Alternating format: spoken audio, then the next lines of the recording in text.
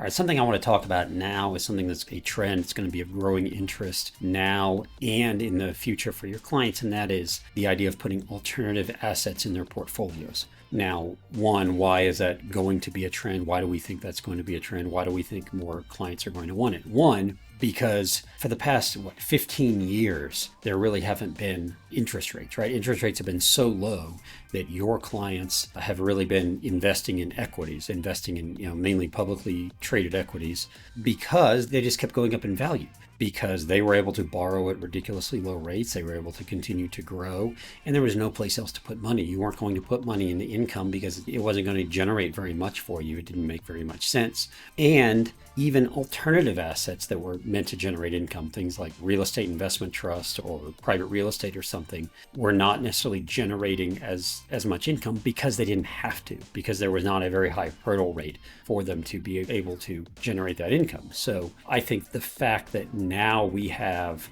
equities possibly not growing like they have in the past 15 years because interest rates are not going to be as low, because those companies are not going to be able to borrow like they had in the past, because we potentially have inflation, because we potentially have slowing economic growth in the near future. Again, I'm not saying this is going to happen, but this is a potential of slowing economic growth, meaning it's not going to be like we're just going to pour money into publicly traded equities in the US and we're just going to grow and grow and grow. There's going to be more nuance to it, and you as advisors are going to have to figure out where you're going to allocate clients' money from a risk perspective, from a diversification perspective. And diversification isn't just what they're investing in that growth, but the income that might be derived from it and the risk of those particular assets. So again, going back to alternative assets, the thought is, right now, or for the past 15 years, clients have been investing in, mainly in equities. They can invest in index funds and beat almost every asset manager out there that's really, trying to get into the weeds and realizing that as long as interest rates stayed low, publicly traded equities just kept going up and up and up. So now we have the idea that there's more opportunity for income,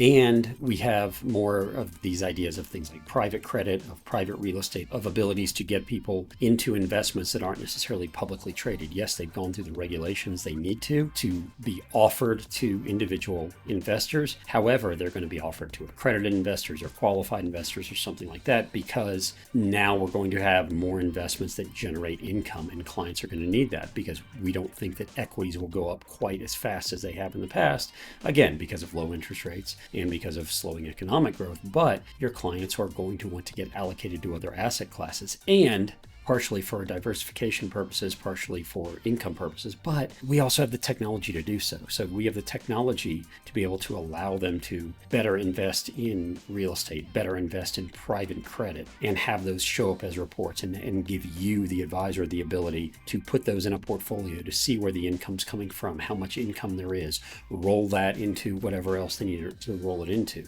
And obviously we talk quite a bit about crypto and blockchain and decentralized finance, which is a piece that's part of the alternative asset sleeve at this moment, mainly for the risk profile. But what we're seeing as a trend also, obviously, is more and more of the younger clients that were previously in their 20s and 30s are now 30s and 40s. They're earning quite a bit of money, but they don't necessarily want to just sock it all away into a portfolio of ETFs. They want to have some diversification. Some of that is going to be alternative assets. So again, it could be private companies, it could be real estate, it could be hedge, it could be private equity, it could also be private credit, very well be art. It could be, collectibles, something like that, but they're going to have those in their portfolio. One, because that's where they're going to diversify, because those assets behave very differently, and because those clients are going to need that diversification. They're going to need the fact that, maybe an income stream that's royalties from a music collection is a nice income stream to have, and that might be very diversified from the rest of the equities market or the rest of the credit market or whatever it might be. So there's going to be ways to diversify. There's going to be the technology there,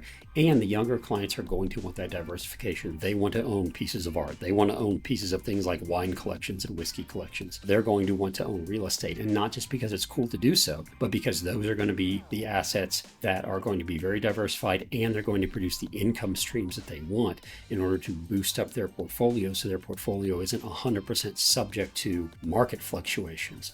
when they have a portfolio that includes income, and now we have income that's going to be higher than 3 or 4 or 5% that we've been seeing for the last 15 years, now that they potentially can get a higher amount of income, they're going to want and actually need that asset diversification that comes with alternative assets. So that's going to be, I think, a trend that we are going to see more in the future. Most of you are probably already seeing it. I'm probably not telling you something that you didn't already know, but when you couple the need, the demand from the clients, from the investors, and the technology that's going to be available to get it to them, I think we're going to see a huge growth in alternative assets in portfolios that are managed by financial advisors.